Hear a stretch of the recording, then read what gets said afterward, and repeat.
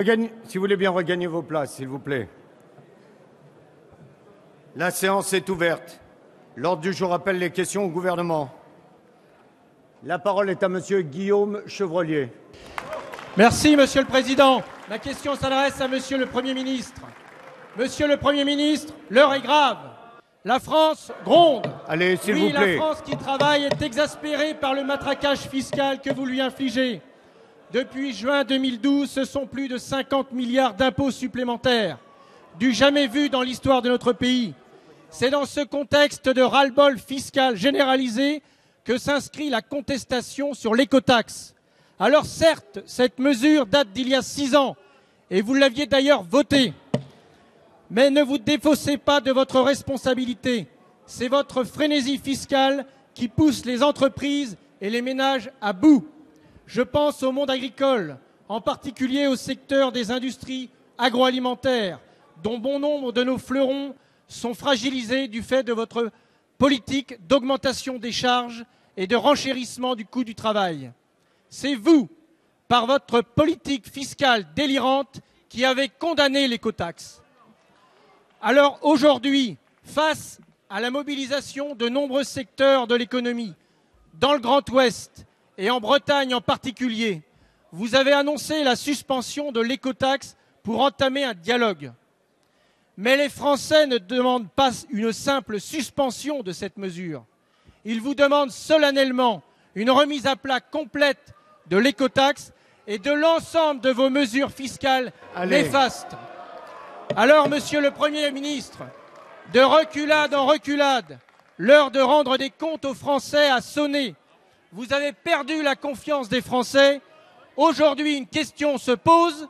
Avez-vous encore une majorité et les moyens de gouverner? La parole est à monsieur le Premier ministre. Monsieur le Président, Mesdames, Messieurs les députés, Monsieur le député,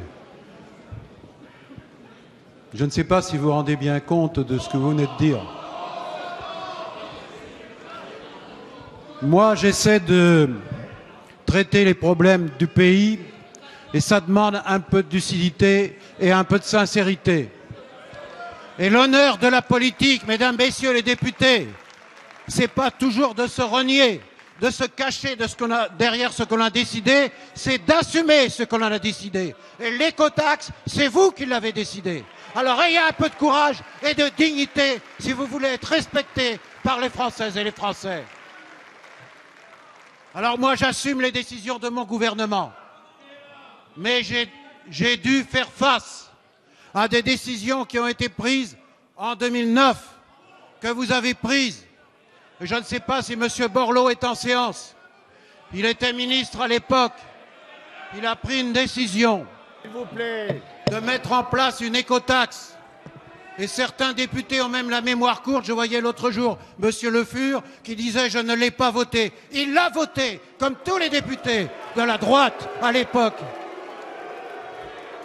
Il l'a voté parce qu'il a voté les lois de finances. Il a voté toutes ces dispositions étaient dans la loi de Grenelle de l'environnement. Mes chers collègues. Je rappelle que l'écotaxe était une mesure qui avait été débattue au moment du Grenelle de l'environnement. Et à l'époque, effectivement, tout le monde avait considéré que demander une contribution au transport routier pour financer l'usage qu'il faisait des routes en dehors des autoroutes où il paie déjà les péages, pour financer les infrastructures, y compris de rénovation routière, des pôles d'échange multimodaux, des infrastructures ferroviaires, était une mesure de principe juste. Mais ensuite, c'est vous qui avez mis en œuvre cette réforme. Vous l'avez fait tellement mal, vous avez tellement peu préparé, qu'effectivement, les portiques que l'on voit et qui sont pris un symbole par des opposants, ces portiques, c'est vous qui les avez décidés, c'est vous qui les avez commandés, c'est vous qui les avez fait installer. Alors, un peu de dignité et un peu de courage. Donc, je vous le dis, Mesdames, Messieurs les députés, ce matin, j'ai annoncé la suspension de la mise en œuvre de cette écotaxe parce que les conditions dans lesquelles elle avait été préparée conduisaient à l'incompréhension. Et en particulier, elles conduisent à l'incompréhension en Bretagne, qui fait face à des problèmes structurels dans l'agroalimentaire et dans un certain nombre d'autres secteurs.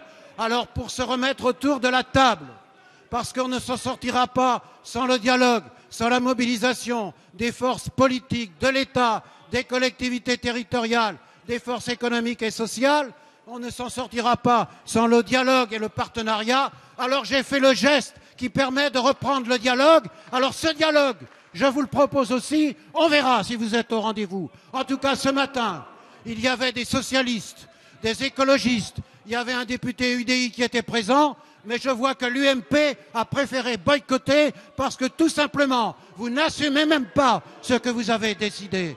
Alors avec les bonnes volontés, oui, nous allons redresser la France, nous allons remettre sur les rails le dialogue et la négociation. Vous viendrez si vous voulez, je ferai avec toutes les bonnes volontés, je sais déjà qu'elles sont nombreuses. Merci, Monsieur le Premier ministre.